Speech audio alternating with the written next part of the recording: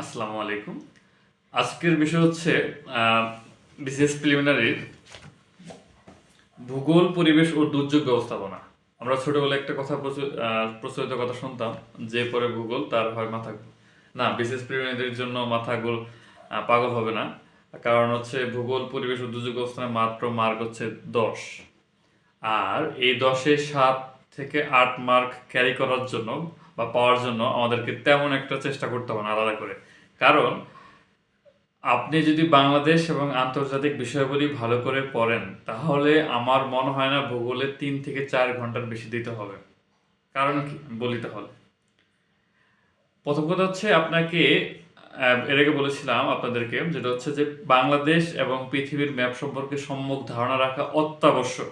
শুধুমাত্র প্রিলিমিনারি পরীক্ষার জন্য না, বিসিএস, প্রিলি, রিটেন এবং ভাইভা জন্য আপনাকে ম্যাপ সম্পর্কে ধারণা রাখতেই হবে। আপনাকে কোনোভাবে এটা অ্যাভয়েড করা যাবে না। ভূগোল বিষয়টা হচ্ছে পৃথিবীর আয়তন, প্রকৃতি, এর গঠন, এগুলো সম্পর্কেই। পরিবেশ সবকিছুই কিন্তু এই রিলেটেডই। এক।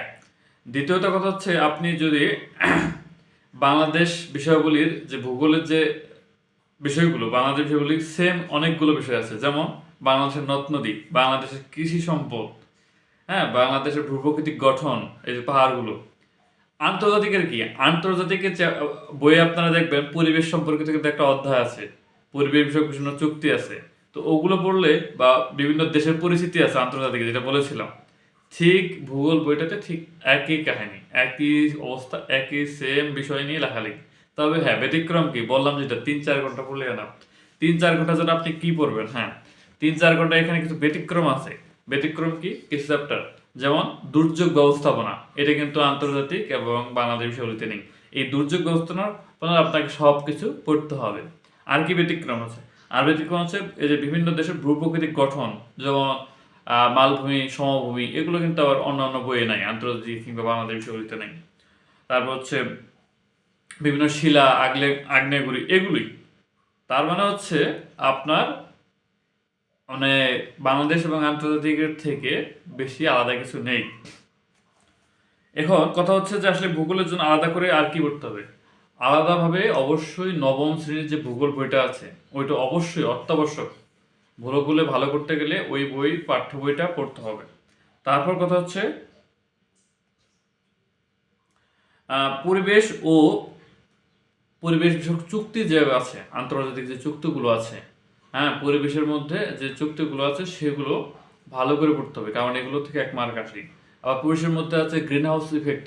এই গ্রিন হাউস ইফেক্ট নিয়ে কিন্তু প্রশ্ন রেগুলার আসে, গ্রিন হাউস গ্যাসগুলো নিয়ে আসে।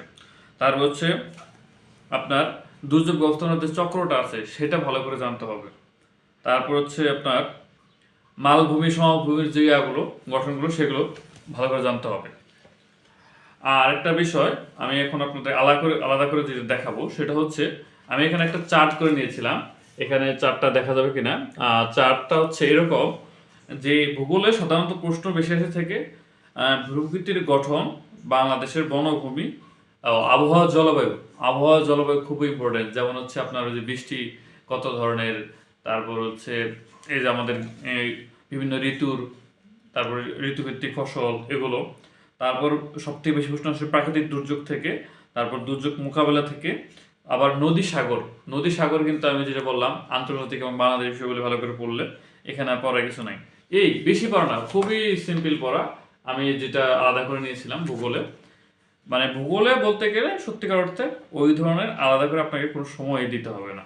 এখানে আপনি যদি বাংলাদেশ এবং আন্তর্জাতিক ভালো করে পড়েন, তাহলে হচ্ছে মানে ওই দুর্যোগ ব্যবস্থাপনার যে অধ্যায়টা আছে সেটা ভালো করে পড়লে, এবং হচ্ছে ভূপ্রকৃতির গঠন, ওই মালভূমি, সমভূমি বা এগুলো যে আছে, বা শিলা, পর্বত, আগ্নেয়গিরি, এগুলো ভালো করে জানা থাকলে ভূগোলে ইজিলি 7 থেকে 8 মার্ক পাওয়া যাবে।